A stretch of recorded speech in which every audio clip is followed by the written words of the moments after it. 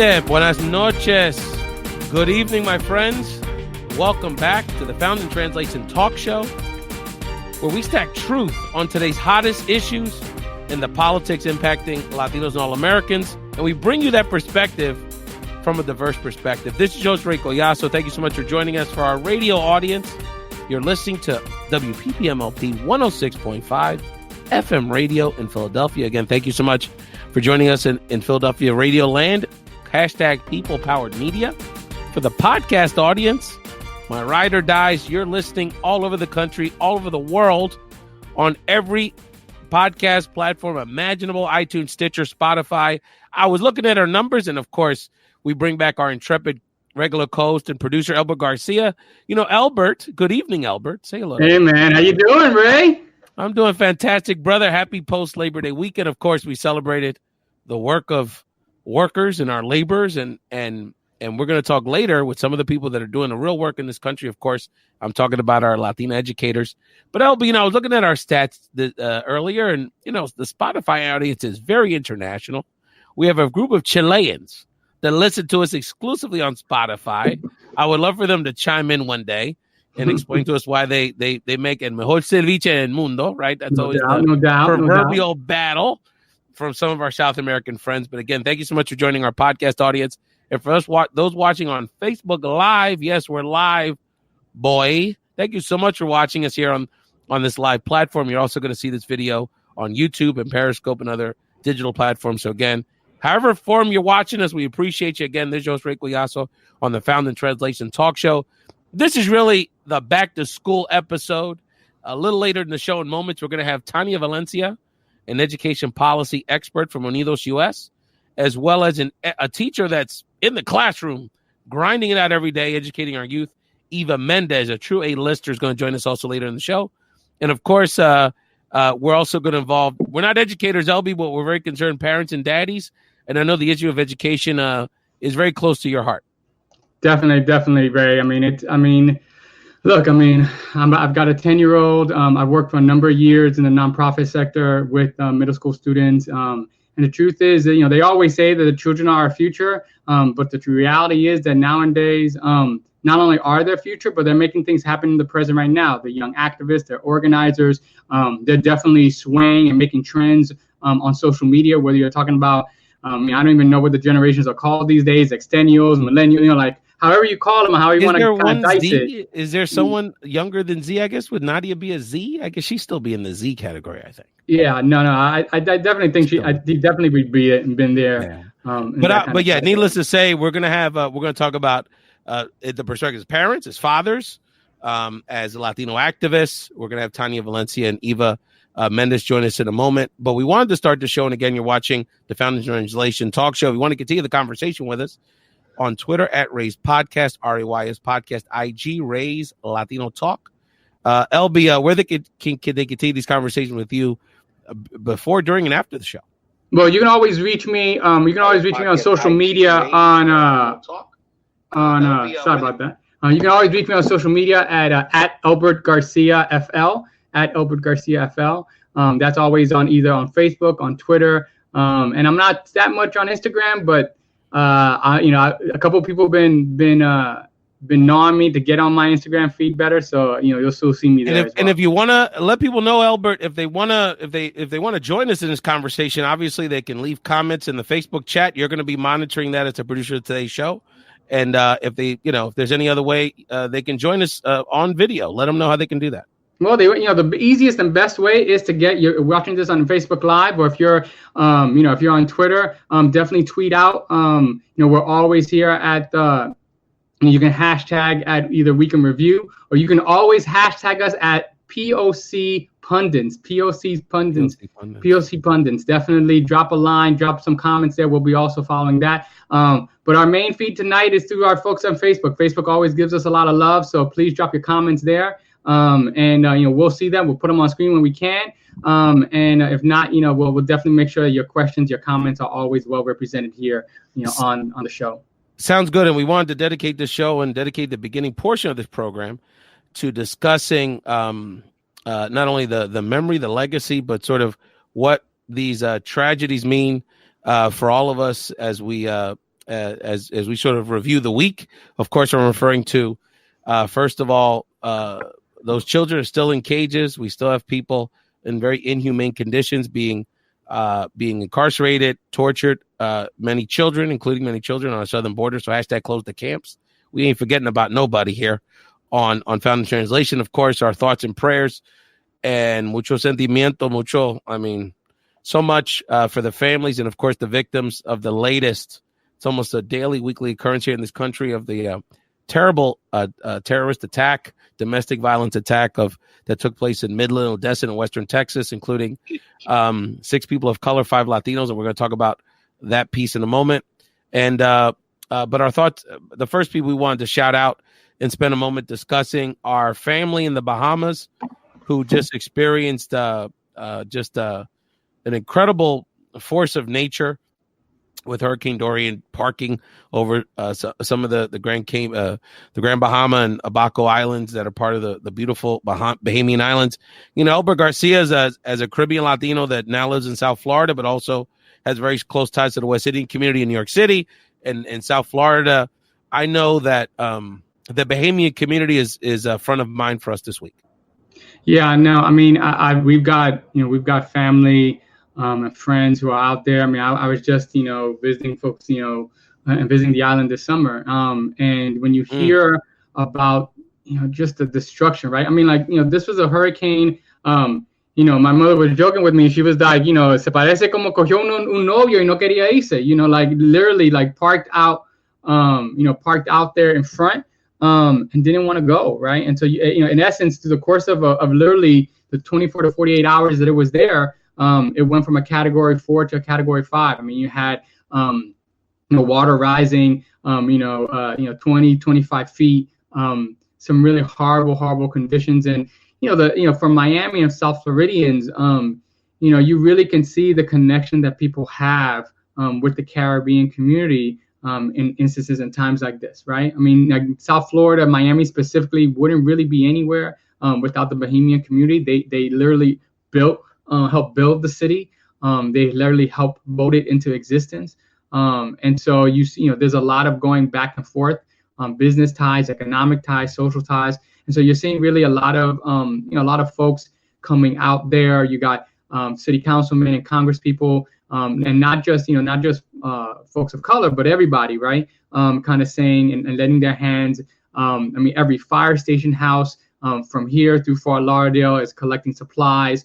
You've got a lot of really great community partners who are not just collecting materials and relief in the community, but also being able to take them and ship them, and working with folks locally on the ground there in the Bahamas, which is really important, because I think a lot of times that we see, and no disrespect to the larger relief organizations like the Red Cross or anything else like that, but a lot of times also some of that, sometimes in some of these natural disaster situations, things get stuck in the bureaucracy. We saw that a lot with Hurricane Maria in Puerto Rico. And so it's important to have strong community partners, folks on the ground, not just governmental folks, but also non-governmental folks, to be able to hit everybody in a full, in a full wide net, right? To go into places where other people can't, because that's what's really important. Jose, of course, shout out to, you talk about a saint, that brother, El Español, Jose Andres, the incredible chef. And you talk about someone that's now become a well-renowned expert on disaster relief, this man, who's continuing to support our victims and our family in the Bahamas. A lot of people, just don't realize we don't take enough time to really consider the contributions of so many of these groups in the country. I think, LB, about when the earthquake took place in Haiti several years ago, and so many Haitian celebrities, amazing Haitian Americans, that people just didn't realize, the Maxwells, just so many. And then, now in this instance, we're reminded how much of a contribution the Bahamian American community and Bahamians live to our world. Just a cursory Google search, Sidney Poitier, possibly one of America's greatest actor of all times. Esther Roll from Good Times. Esther, oh my God. Al Roker. Of course, for my ballers, you got 2 emerging NBA superstars, Buddy Hield and Eitan Aton Thomas from the Center for the Phoenix Suns. DeAndre Ayton. I'm sorry, Aton Thomas went to Syracuse. So that's just a small sample of the kind of contributions that Bahamian community lives in our country. And I think it's really important that Latinos, people of the Caribbean background, and especially Caribbean Latinos, and especially Puerto Ricans, stand up especially strong in our supportive efforts because of two reasons. One, the Bahamian community, of course, we have, again, notable celebrities, notable activists, but they're a very small population. There's not 500,000 Bahamians in the world. And they're not, even though they're their own separate nation. So their political influence and their voice in this country are very limited. So even when Puerto Ricans, as a colony of the United States, and of course, 8 million Puerto Ricans strong in this country, we had relatively much more political influence and voice to raise our voice. We had the larger Latino family. We have 4 Puerto Rican members of Congress. We have, Puerto Ricans that have political influence in states like Florida and New York and throughout the country.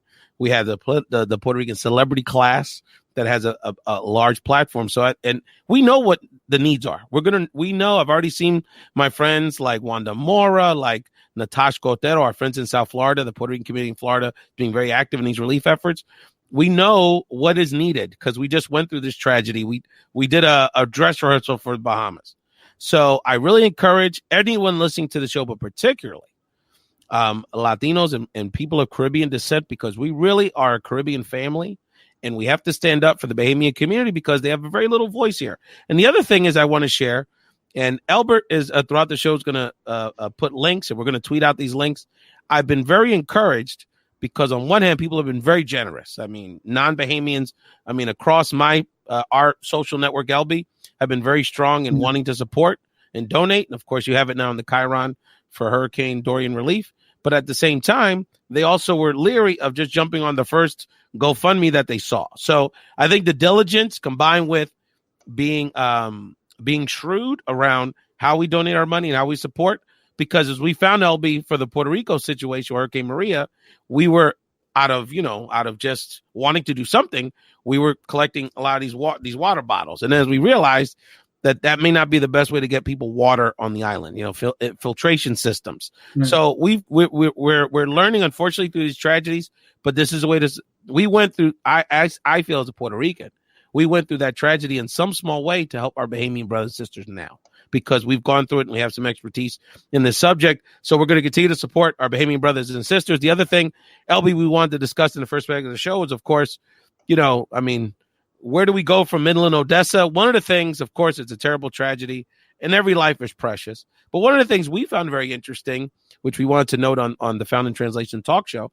is that although 5 of the 7 victims were Latinos, 6 or 7 were people of color, there was no mention of this potentially even being having either a racial or a terroristic or hate crime element to it. Now, we'll never know. The man has passed away now, but it's very interesting that that's not even considered a possibility. Very similar to the Dayton situation where the gentleman went into a largely black nightclub and it was sort of brushed off as not a strong possibility. At the end of the day, how important is it? It's hard to tell because that wouldn't bring back these people's lives. But I think it's very important for us to note that we continue to be attacked and we have to be vigilant and bringing up the lens of equity in all facets of this conversation. Yeah, and I think you have, and there'll always be discussions and questions about whether or not, what's the racial aspect and whether or not someone had a specific intent to it. But I was alarmed. I was caught. I guess what caught my attention today or the last 24 hours was this little debate that was going on between Representative Crenshaw and Representative in AOC. I always say AOC, but I have to give her proper respect in terms of representative. And she, what was interesting in terms of this conversation is I hear they're going about it, and this this representative from Crenshaw is talking about, well, these background checks, it's almost as if this is an undue burden for folks who, for regular, gun carriers. And his response to her response to him was like, well, you shouldn't just, he was like, well, this would stop me from being able to lend my gun to my friend. Right. And as if like, a gun is a car. right? And it's like, oh, we're hanging out. Hey, why don't you take my gun, right? And she was like saying, and she says that, look, you never know. You could be lending your gun to someone who has had, some past crimes, or even potentially been stopped for domestic violence or having some sort of issue. And then he took it to offense to say, like, oh, are you telling me my friends are somehow either potentially criminals or domestic abusers? And again, well, they can't pass a background check, my man. But that's the thing, right? Like if you're, they're not responsible enough to at least go through the process, right? I mean, they feel privileged to want to subvert the process of carrying a gun. Where in our community, if we drive around without driver's licenses, they take our car, they suspend our license, they deport us, right? They shoot up our insurance rates, they deport us. Right. I mean, it's crazy, right? And then again, but think about it this way too, Ray. Like, and again, I think a lot of times people make a lot of comments or trying to make similarities between owning a gun and potentially like owning a car, right? And the responsibilities that one has that, right? And it's like, yeah, you could definitely lend your car to anybody, right? And you could even lend your car to someone who doesn't have a license, whose name is supposed to even be on the insurance ticket, right? But the thing is that when you do that, you begin to assume the liability of the actions of that person, right? So the real question has to be like, well, if you're going to be able to lend your gun to any person, are you going to take the liability?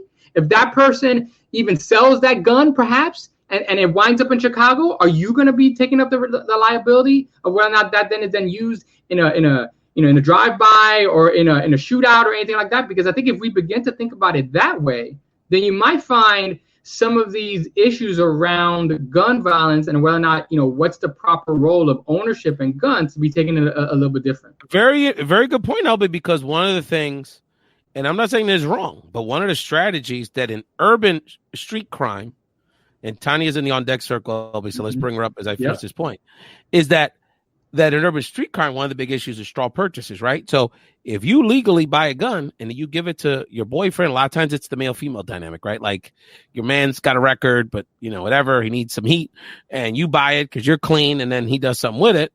That those women, particularly those women, are starting to get incarcerated at much harsher rates than they used to.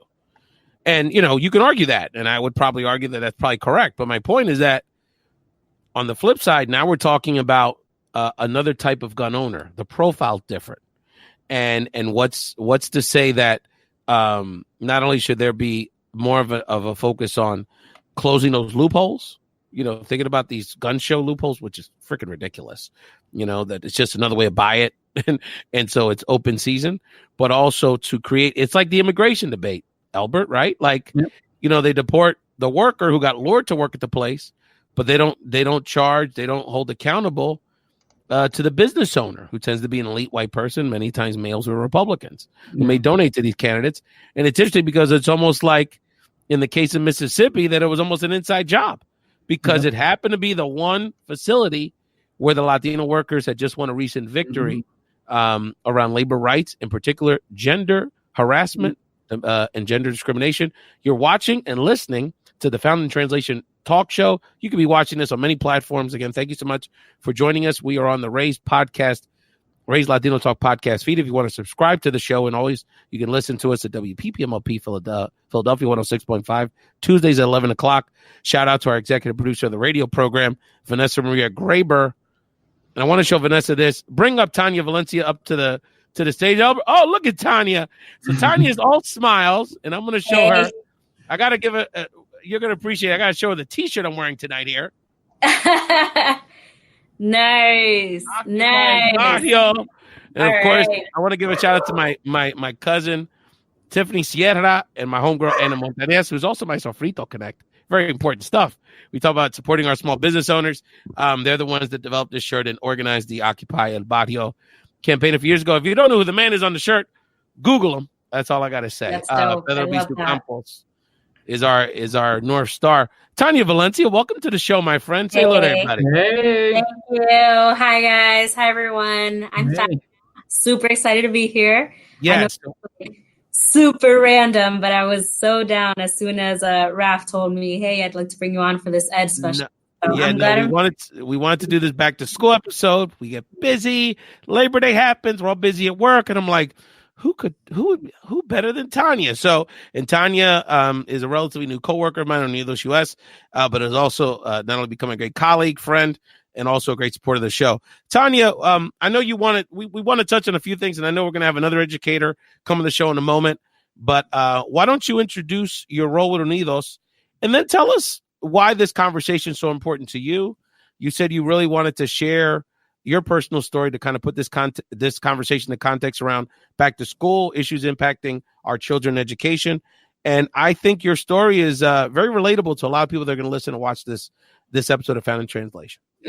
Awesome. So my name is Tania Valencia, and I am a policy analyst for Unidos US, specifically education and K-12. And so what my role is to, look at what's going on at the federal level, possibly things that are going well, but also we know that there are some things in education that definitely are not going well. And so what are some of those things that at the national level we should be advocating for, that we should be supporting, but also what are some of the trends that are happening that we should also, voice some type of opposition towards? And so that's where my role fits in. But prior to this, I was an educator myself. And so I taught fourth grade English language arts. And I've just always known that, for me at least, education was always the niche that I wanted to work in. But I didn't necessarily know exactly what that role would look like for me. And so I did a few, opportunities for myself in terms of like learning what the education realm is. So at one point I was an organizer for teachers. I worked behind the scenes and I was like a front desk secretary for some schools. And then, which eventually led me to actually teach in the schools themselves. But before that, at least for me, the reason that I've always been focused in education is that for my family, I'm a first generation American. So my family's from El Salvador. Much respect to our Salvies out there. I'm tell you, we're going to talk about pupusas later, but of course. Oh, heck yeah. We got a lot of love for El Salvadorans, my man. We don't even got to discuss that. That's from the jump. Much respect. Thank you, Tania. Yeah. So super proud daughter of an immigrant family. And then I went on to become a first generation college student. So I was the first one in my family to go through the college experience here in the US and to graduate. And so for me, I always saw education as my liberation. And that to me was just always like the little seed that stayed throughout all my years in education. And I just want to share one quote that really relates to why I do the work that I do. And so it's by James Baldwin. And it says that the paradox of education is precisely this, that as one begins to become more conscious, one begins to examine the society in which she is being educated or he is being educated. So, that is exactly why I do the work that I do, because I can question the world and I can think critically and I can analyze and I can problem solve. And I want more students out there, more kids to have the opportunity to also do that for themselves and to really go on and like do even bigger and better things than any of us have ever done so far. So that's really where I come from and why I do the work that I do. That's fantastic. That's fantastic, Tania. We're going to bring on another educator in a second. Eva, just hold on for a second, but I want Tania to share this one piece, and then we'll bring you into this conversation. Again, you're watching and listening to the Found in Translation Talk Show. We got some Latina educators in the building. Go to school us for the next 35 minutes. Tania Valencia and Eva Mendez, our back to school issue. So wonderful to see all the pictures the last few weeks, all of our friends' kids, and I wish them all blessings. My kids started today, 3rd and 5th grade. So it's a beautiful time of year. Great to see everyone's children engaging in education. And Tania, your story is very relatable to so many of us. Tania, when we were doing a little prep for the show, you really schooled me this afternoon because you shared a few comments which really resonated. And the first, concepts that impact our children in school. And I want you to answer, bring one to the table. Then we're going to bring Eva Mendez into this conversation. Can you talk to us about spirit murdering? And I'd never heard that concept. And, a lot of the conversation that you and I had today to get ready for the show really did come down to identity and how, as, whether it's diverse communities, but particularly Latino communities, prepare our children for what they're going to face in various school environments. So this concept of spirit murdering was very captivating to me. Can you share a little bit about that concept, and then we'll bring Eva into this conversation with us? Yeah, so I think a lot of times in schools, we hear about situations that are happening. So, for example, in New York, 4 12-year-old girls, they were Black and Latina. They were acting too hyper, too giddy in the hallway. Like a lot of times it does happen in schools, but what the school did is that they didn't recognize their joy for what it was as, little 12-year-old girls, and actually strip searched them to see if they had drugs on them. And so in the end, there were never drugs found. And the parents are actually in a lawsuit right now. But things like these are what some people would consider spirit murdering of Black and brown children in schools themselves. And that's a coined term by a legal scholar named Patricia Williams, which pretty much means that racism is so much more than just physical pain, and racism ultimately robs people of their humanity and their dignity. And, it leaves a lot of lasting personal, psychological, spiritual injuries. And so when we lose protection and we lose nurture and we lose acceptance of our students in schools, those are things that ultimately do not help them in their academics, because they need that safety, they need that nurture, they need that acceptance in order to, safely be able to learn every single day in school, and not going into these types of settings out of fear. And this is one instance, but there are other ways in which, things like these are happening across schools at different types of levels. And it doesn't have to get to this type of extreme for somebody to call it, the spirit murdering of the joy of who our students are even before they come to our schools. And a lot of that does have to do with their identities themselves. So at least for example, in my life, so my name is Tania, and I'm always super proud to pronounce my name that way. But pretty much for all of my K-12 experience, I never pronounced my name that way, because my name was kind of erased and changed from the time that I was in preschool, because one of my preschool teachers just couldn't pronounce Tania. So I became Tania throughout my entire school experience. And it took literally all the way up until my 20s for me to find a way to reclaim my name and try to take ownership of an identity, a piece of my identity that was taken away through happen in the school systems. And so, something as simple as a student's name is crucial to be able to acknowledge and address them in the ways that they want to. And I even saw that in my students themselves, how they benefited so much more when, I called them by their names that their families had given them, and always called them every single day at home. Well, Tanya, if you know the story, that the reason I call myself my sort of moniker, my nickname on my podcast and talk show is Ray. Of course, my name is Rafael, right? And the reason for that is that my dad, who's Rafael Sr., when he started going to school in the United States in the late 60s, mid 60s, they couldn't pronounce his name in the Bronx and then in North Philly. So they, cut it short, and eventually it became Ray, just because of, the name kept getting chopped up and anglicized. So I'm Ray Jr., and that's kind of the germination of that. And so that's a really important conversation, because and that gets into policing, sort of like discipline in schools, right, Tanya? Because, if we act gregariously, we might get punished, or we may have less of a rope to express ourselves. And, little things. Some of us just talk louder, like I do. Puerto Ricans talk with our hands. Can that be seen as aggressive? And these kind of, or the opposite, when Latinos are overly obedient and looking down, well, you're not looking in my eyes. You're not being respectful. Well, actually, it's our attempt to be super respectful. We want to bring another Latina educator in this conversation. A true A-lister. Eva Mendez is back. It's been too long, my friend. Say hello to the family out there, Eva. Hi, how are you? How's everybody doing? Very good, very good. We got Eva Mendez here. Tania Valencia, as someone who has been in the classroom as a teacher, is now doing policy work as a colleague of mine at Unidos US. Jump into this conversation, Eva. I know you were getting your technical stuff set up, but Tania was really talking about this concept of spirit murdering, which really speaks to how do we support our children in school so they can be not only safe, which is kind of everyone's first concern. Unfortunately, nowadays, it wasn't back in the days as much. but also feel nurtured, supported to be who they are in every way. So just your initial thoughts as an educator, how are you making that happen in the classroom for our young people?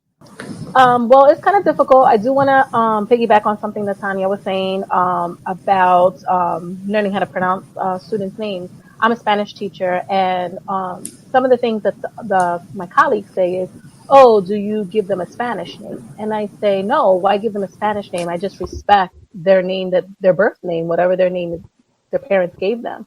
And sometimes the kids don't understand that, and I tell them, I said, "No, I'm going to respect the name that your parents gave you." And I always tell them, if I mess up your name, please fix me. That's your right. Fix me. That's right. And it might take, excuse me, it might take me a couple times to get fixed, but once I get fixed, I'm good, and I would always tell them. And sometimes, like right now I'm teaching 6th to 8th graders, so they find everything funny. So if I mispronounce their names, they chuckle, and I kind of chuckle with them, and I say, "No, it's okay, fix me." And I give them the platform to that they should always be respected, and that someone should always be pronouncing their name correctly. Absolutely. Tania, you again, you were schooling me all afternoon, my friend. Tania, you brought to my attention a campaign that our bilingual educators around the country have kicked off to respect our children's identity. Can you share some information about that? Because that ties in to a tool that we can use and a technique potentially that we can help our students feel comfortable, whether it's a new environment, new school. Some of our kids are moving into another, elementary to middle to high school, what have you. They might be new in a community or a school. So that I thought that was a very interesting campaign that you flagged for me earlier today. Yeah, for sure. So clearly identity matters so much to us. And so what the Santa Clara County Office of Education and the National Association of Bilingual Education are doing is that they're promoting what's called the My Name, My Identity campaign. And this is for what they're calling the Getting to Know Our Names Week, which goes hand in hand with, back to school, because this is a time period when everyone's starting to get to know each other. Even if they've seen each other last year, everything's all new for them. So what this campaign does is that they actually formed lesson plans and a few days of curriculum, which, having been a former educator, when you actually get given lesson plans and curriculum, it's a big deal. So this curriculum is actually designed to, promote the importance of what it could look like for them to, take ownership and take claim over their identities. And, with what Eva was saying earlier, like when they see us as their teachers, when they see us in front of them every single day, they turn to us as the people who can, empower them and who can help them. And so we have that responsibility to also, educate ourselves and do what we can. Like Eva was saying, I'm going to respect the name that your parents gave you. That's intentional. That's a decision that she made as an educator.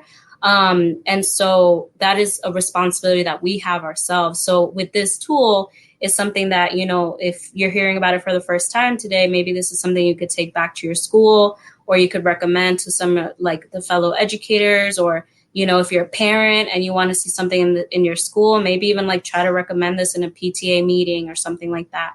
But it's really, really important that, we stay engaged as educators ourselves, but parents, also step in when you want to see things moving in your schools, because that is the school's role as well. And LB will tweet that information, that link, and LB, if you could, we'll definitely get that out there. And you can comment. We're gonna engage our friends on Facebook, particularly if they have questions for folks. Eva and Tania Valencia are educators that are on the show. Eva, I was actually referring to our producer Elbert. He has an E too, so he's in charge of dealing with the comments. So you just focus on the show. So it's funny. I forgot that nuance. But behind the scenes stuff here on Found in Translation. Eva, let's get back to you for a second. You're a teacher. You've been in the classroom here at the beginning of the year. We got a lot of parents watching this. A lot of people caring about our kids. Caregivers of a lot of different different scenarios.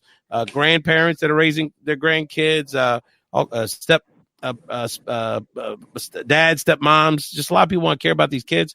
So just if there's parents out there watching this, listening to this, concerned, like, how do I get my kid, to new school, new grade, new environment? Give us some thoughts about how they can support preparing their children for the school year. Yeah, for sure. So I will say that there's like 5 points that I would say that are really important for you to keep abreast in what's going on with your kids. I will say that as the generations change, it's getting a little bit more difficult. But I think one of the main important things is don't be afraid to keep your kids on a routine.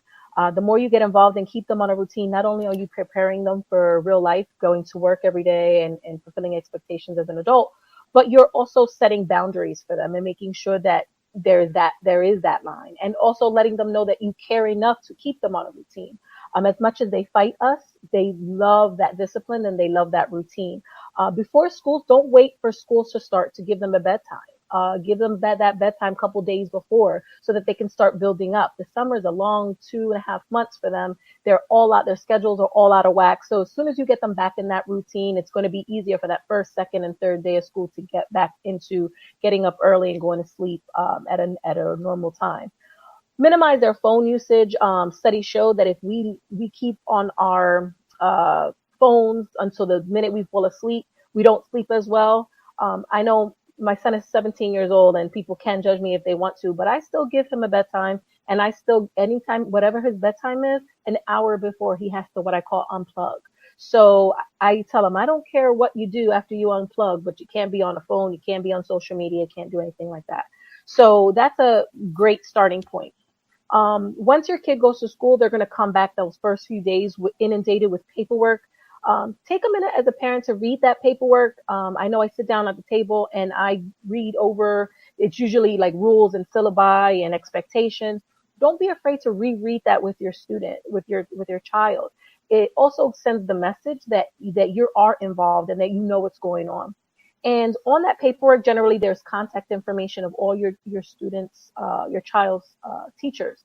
Feel free to send them an email. Say, hi, I'm so glad that my son Billy is in your class. Jose can't wait to take math with you, so on and so forth. That just gives the teacher the heads up that you are also involved. Unfortunately, I must say I am a teacher and I know what goes on in our inside, in the teacher, from the teacher perspective. We tend to get boggled down either with the great kid who's going above and beyond, or we get involved with the kid that gives us a lot of discipline problems. We get inundated with the politics, and we tend to forget the average kid, that middle of the road kid. So once we get an email from a parent, we know, well, that's not a kid we need to forget about. And we make sure we're more apt to stay abreast with that child and keep the parents in the loop with that child. And stay connected. Every school has an online component. I know my son's school uses Genesis. Learn your login, because Genesis is that online component with your child. So if your child is to get in trouble and there's a discipline referral, you have access to that. If your child is missing paperwork for the school nurse, you now have access to that. If your teacher assigned an assignment that's due in a week, it's generally in the system and you right away can see, and then you can come home to your child and say, hey, listen, I heard Mr. Peterson just assigned chapter 1 and 2. Did you get that did you get that read? Did you get that done? Did you answer the questions? Do you have any problems? You might not know what's going on, but your child doesn't know that. So your child is like, oh, how do you know that that chapter 4 was due? Keeping up on them, that's right. And then they all of a sudden they tend to turn a little bit. Another thing about once you know what's going on, you're being able to ask those specific questions. I know every parent says, how was school today? And every child in America says the same thing. Good. And they say, what'd you learn today? Nothing. So you went to school for 6 to 8 hours and learned absolutely nothing. Something is wrong. So if you ask specific questions like, oh, I heard that you were going over a bullying assembly today. And then they're like, a bullying assembly? How do you know that I had a bullying assembly? So again, that just keeps your child like on their toes. And another way that you can help your child stay on task is to don't believe. I have this phrase called "don't believe the hype." So a lot of times, as school year does continue, children might come home or students might come home saying, oh, such and such doesn't like me, or that's the hardest teacher. I got the hardest teacher. I have this other saying that says, if you believe everything that your child says happens at school, I'm going to start, as a teacher, I'm going to start believing everything that your child says happens at home. So I will say that if there's a question, don't believe the hype.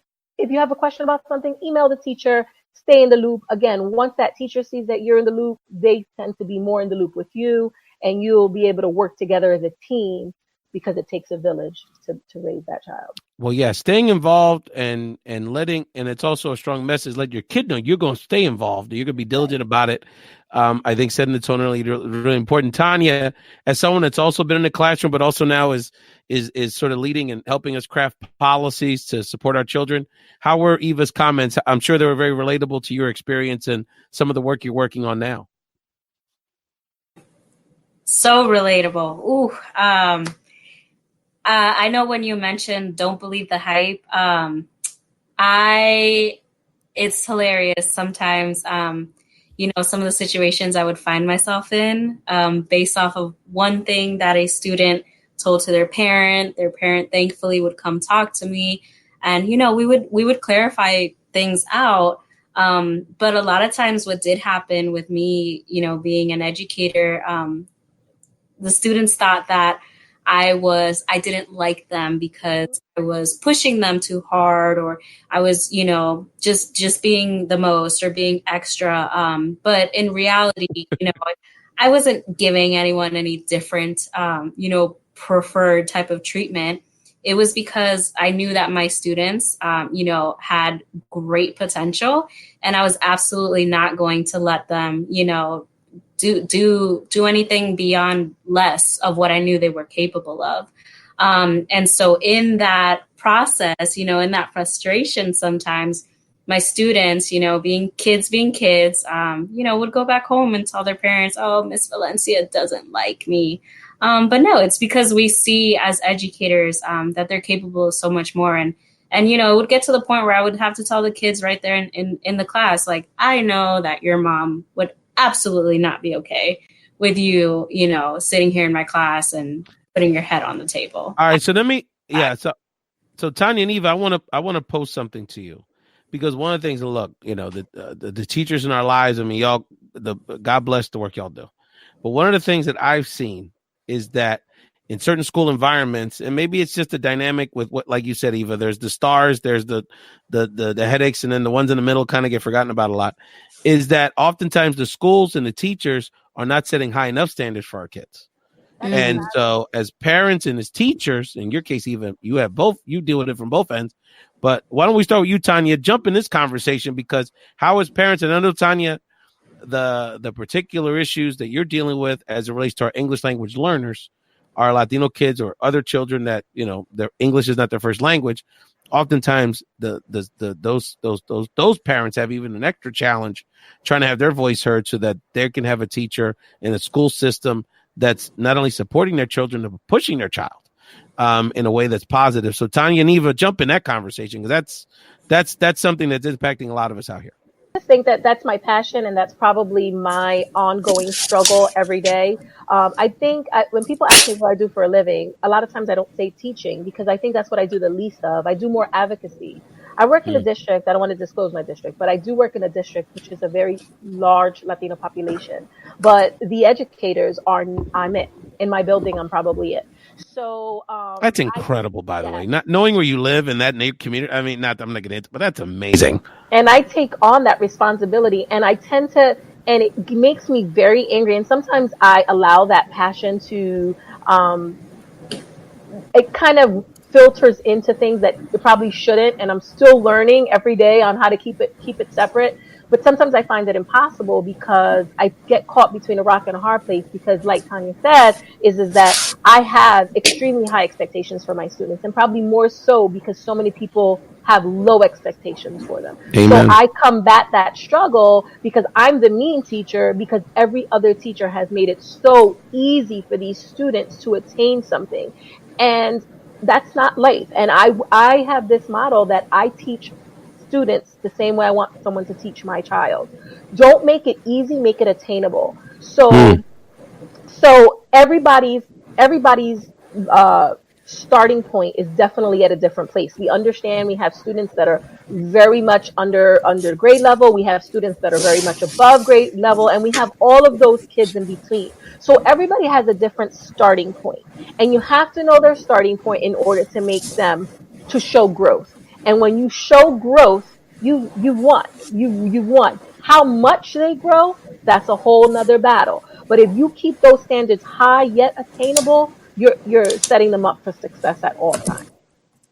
Yeah, and I definitely what you shared about, are the standards high enough for certain students? I definitely resonate a lot with that. So I taught in English immersion classroom, and so literally I had like the good majority of my classroom was L's, so English learners. And they are the fastest growing group of students across the entire country. And so one thing that we're advocating for, literally related exactly to everything you said, is that we're pushing for what's called native language assessments. At the federal level, we're seeing that 92% of L's, English learners, are considered below proficient in their fourth grade reading. So that's 92%. If that doesn't cause red flags for people in the ed world, I don't know what would. But what we're seeing is that this 92% of, proficiency where they're at with their, English, it's based off of assessments that are in English for learners who are still in the process of trying to learn the language. And so we know that, for example, like on annual testing at the end of the year, depending on the state's legislations, some of the English learners may be exempt from taking those annual assessments, but some states, do make the students take their annual assessment. And in those cases, some states don't offer them any accommodations. They still expect them to take English tests, and then they consider this measurement, valid in terms of their content knowledge. And odds are that wouldn't necessarily be the case if that student had access to an assessment that was in their native language. And not only that, but also access to a bilingual education so that, let's say, for example, they don't have to take a Spanish science test at the end of the year if they've never learned, any of that Spanish terminology or they've never heard it. So that's why, bilingual education goes hand in hand with native language assessments. And that students could definitely benefit from both of those, because we know that, for English learners, especially for them to, master English and to learn it to their best proficiency, they benefit more from learning in both languages rather than, implementing some of these state policies that we're still seeing in 2019, where they're English only acceptable in the schools and in the states.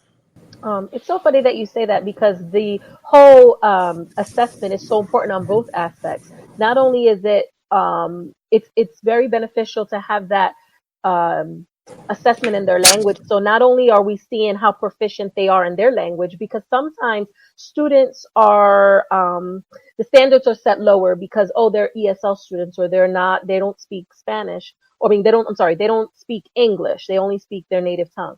But what we're not realizing, if we don't assess them in their language, we don't know if they are above proficient in their own language. So that's a totally different approach to teaching. So it just could be a language barrier. The language could be the only thing inhibiting them from being at their level.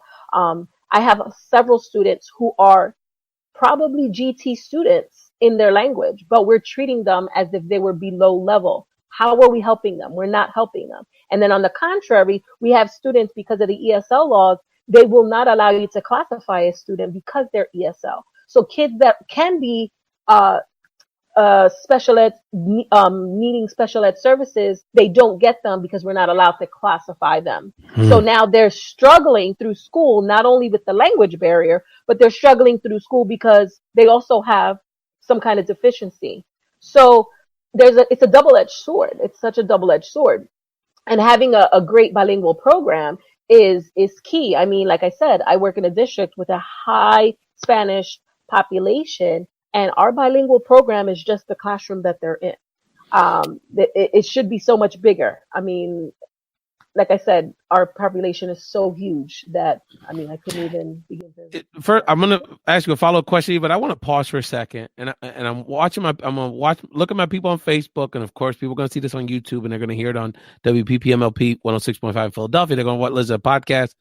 Let me tell you something. This level of conversation, which is at the heart of what the national, forget the Latino part, the national political conversation should be. How do we educate this next generation of children, which has a very strong Latino Spanish-speaking element to it, population, right? So we can have a even more fantastic country instead of this other nonsense. But my point is that where else are you getting this information, people? You know what I mean? And this is why I do this. I don't do it for the great love of, for the cash or, I like to talk to my friends here. But the bottom line is that this is why we have to create platforms to have these conversations, because this is really, look at the experts and look at them all that I was able to bring to the table to have this conversation, this is what's impacting our folks, giving us headaches, giving us strain. This is the conversation you're having in church. This is your cousin calls you, just came to Puerto Rico, doesn't understand the school district. All of these issues are on the front lines. And this is why we bring experts and people that really care about our folks and know what they're talking about, like Tania and Eva. Eva, we got parents, immigrant parents, people that just came to Puerto Rico post Maria, people that, they're struggling just to kind of stay above water and maybe weren't highly educated themselves where they're from, or for whatever reason, just don't feel comfortable doing all those things you said, the emailing, the, communicating with the teacher. How do we support these parents out there that, that want to help their child, but don't feel like they have the tools because of language barriers, their own education background, and just not having, sometimes the time. I mean, there's a lot of challenges for our parents that even want to get involved to get in the game. So help us with some thoughts about how do we help them get their voice heard in their children's education. I mean, it's a big struggle. I mean, I don't have all the answers, I know, but I can't emphasize more just the communication and the visibility, being able to be visible in that school. I do know that a lot of Latinos, they are kind of taught to not advocate. Either they're taught to stay quiet because, again, like you said, that shows respect, but they don't realize the injustice that they're doing to their own child. Not to mention the fact that there's a language barrier. They really don't know what's going on because there is a language barrier. So tap into the language teacher in the building, because at least that language teacher can serve as a translator to get you even started. But that visibility, whenever we see a parent coming in, we never turn them away. And in fact, we try to reach for other people who can help them. I always tell them, you can hit me up off the record, so on and so forth. And I try to give them as much information as possible while keeping my job. So, I will say, and then, there is that time component because a lot of our Latino population does come from working homes. But, once we make that step to be a parent or to be a caretaker, it does come from ourselves as well. So just saying, we can't put all the blame on one person. We each have to, again, take our share to get involved. So the visibility and the contact is the most important. Finding that one person that's going to be your go-to person and just stay in the loop as much as you can. I mean, that's as good as we can get at that moment.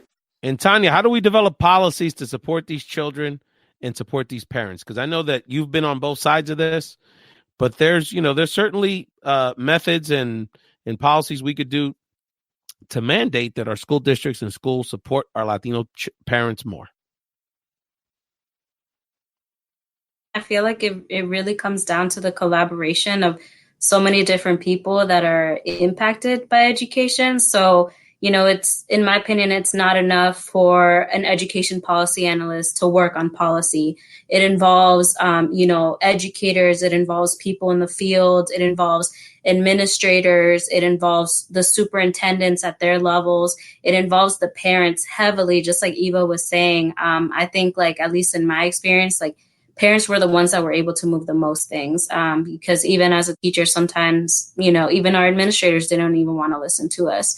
But when parents get involved, there's a different level of, attention that is given to some of the things that students need. And a lot of our families, they trust wholeheartedly. Oh, voy a mandar a mi hijo a la escuela. Let the school teach them what they're going to teach them. But, sometimes as parents, we have to, figure out, what is it that that my kid is going through? And can I even foster a relationship with the teacher? And, hopefully a teacher will, open their arms to the families. But, it takes a lot of intentionality and a lot of proactiveness from both ends.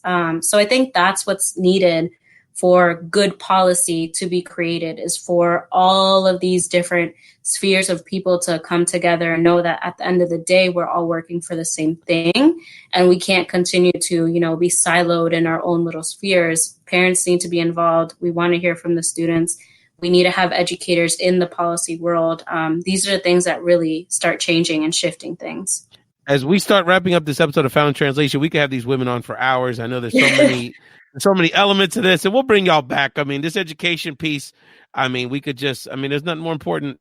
Well, I guess the planet, I guess the environmental stuff, but we don't take care of our children. This is their futures, and they deserve so much. I'm just amazed on the flip side of it with the modern technology, how smart these young kids are nowadays. My God, they know so much. And I think the last comment I have on this segment is, let's find policies, let's find mechanisms, let's continue to support our young people. Let them lead the way on this. They know their needs, they know their potential. And I just think about, the leadership that's happening with our young people across the country, whether it's our dreamers on that level, whether it's these young people that are advocating for common sense gun reform, and then a variety of issues. Our young people leading the way. And so let's support them and hear their voice and bring them to the table when we're talking about the future of education in this country. As we start wrapping this up, Eva, give us any final thoughts you got. And, it's not all just serious stuff. You're a business owner. Shout out your travel business. Anybody wants to book a trip? This is the person to talk to, one of the great saliceras of our community. So, Eva, anything else on your mind? Anything else you want to shout out? And also, shout out your travel business for sure. Okay. Last thing I wanted to say about education, especially to the parents, is a lot of times as parents, we focus on our little ones. Once they hit like 6th, 7th, and 8th grade, we tend to fall back thinking that they're old enough. We can't forget about them. That's when they need us the most. So we need to keep involved. Like I said, my son is 17 years old and I am still actively involved. I'm not overbearing, but I am actively involved. I do ask these questions. I do have courageous conversations with him. I don't always attack the school. I always hold him full accountability first and then take it from there. So we need to not forget about our older ones, because we're so quick to stay on our little ones, but as they get older, we need to stay on them as well. So yeah, shout out to Travel Allure. Follow me on Instagram. I'm Eva Travel Allure. If you want to book, I can book individual packages. I do weddings. I do bachelorettes, bachelor, group, families. I pretty much do it all. So hit me up on Eva Travel Allure and DM me, and I can get you anything you need. Tania, I'm sure next time your girlfriends throw a big soiree, you need to connect with Eva, because that's her specialty. If the girlies want to do a trip, and she's got some great specials, great packages. You got to follow her on Instagram. That's all I got to say about it. No. Eva, I've always said, if you ever wanted to start your own travel podcast, girl, I will produce it. We'll get sponsors. I could talk about travel all day. It's a great passion of ours. We went to Jamaica this year, actually. So we'll talk about that next time. Tania, we got some serious business, because we have an A-lister, Eva Mendez, here with us, but another A-lister, Leonardo DiCaprio, threw down the gauntlet the other day and shared something that a lot of us have always kind of known, but wanted to be polite to our Mexicanos, que pupusas got it on tacos. So talk to us, Tania. Pupusas, apparently your family in the D.C. area are kind of like, some of the top dogs in the pupusa game. So for our Salvadorans out there, so talk to us, girl. Talk to us. No, I know we have to let that on Mexicans kindly. So Leonardo had to do it for us. Y'all can't get mad at Leonardo. Leonardo is bae. After that he is a pupusa man, I love. But no, there's no pupusas. Honestly, there's no pupusas that compare to my grandma's. Like, she doesn't have a restaurant or nothing, but I'm telling you, hands down, there's no restaurant that compares to hers. And we're actually, her birthday's coming up, and it's the same month that she's celebrating her 20th anniversary of having become a citizen. So we're hosting like a red, white, and pupusas themed party. So, if anyone can throw down a party like that, it's going to be my family. So I look forward to the invitation, Tania. So I think next time we have you two ladies on the show, maybe toward the end of the semester, kind of do a recap thing. Eva, I do the show a couple times a week at the radio station. That's easy enough for you to get there. We'll coordinate with your schedule. And Tania, I'll get you to Philly, but you got to bring your grandma's pupusas. So if you bring the grub, I'll get you the train ticket. Okay, I'm serious. I got a notary here. I mean, that's a commitment. So definitely, we love to have those conversations, and much love, respect to our Salvadoran brothers and sisters, my Salvies out in the West Coast, Marco, Roxy, and all of our friends out there around the country. It's a wonderful community. I wanted to let people know two quick things before we let you go. One is the last few shows have been dedicated to a former colleague of me and Tania's, Elbert, who unfortunately passed away a few weeks ago. We're going to celebrate his life this weekend. So much love to you, Elbert. Rest in peace. And look out on social media, because I'm going to be in San Francisco next week, and we are finalizing plans to do something. So we may have a special episode, some special content. If you remember, Eva, you were a few years ago, but if you remember a guy named Joe Vasquez, who was a big news reporter here in Philadelphia. He's been out in San Francisco for many years. He's become the big reporter out there. He's one of my homies. So we're going to collaborate on something. So you just leave it out on social media. I'm going to have some content while I'm out in the Bay next week. Thank you all so much for Found Translation Talk Show. Again, whether you're watching it on Facebook, thank you, my Facebook family. Thursday night, you can be watching Netflix. There's probably an NFL football game on. There's a lot going on. And I know a lot of our family and friends take the time to watch us here on the live show, and of course any of our platforms, including the radio show and podcast. Eva Mendez and Plaza and Mija, we're going to keep working together. Thank you for your leadership as a teacher, an advocate, and entrepreneur. And Tania, you're part of the fam, so you're going to be a regular on the show. Thank you all so much, Elbert Garcia, my producer. Thank you. And thank you all so much for watching the Found Translation Talk Show. Peace. See ya. See ya.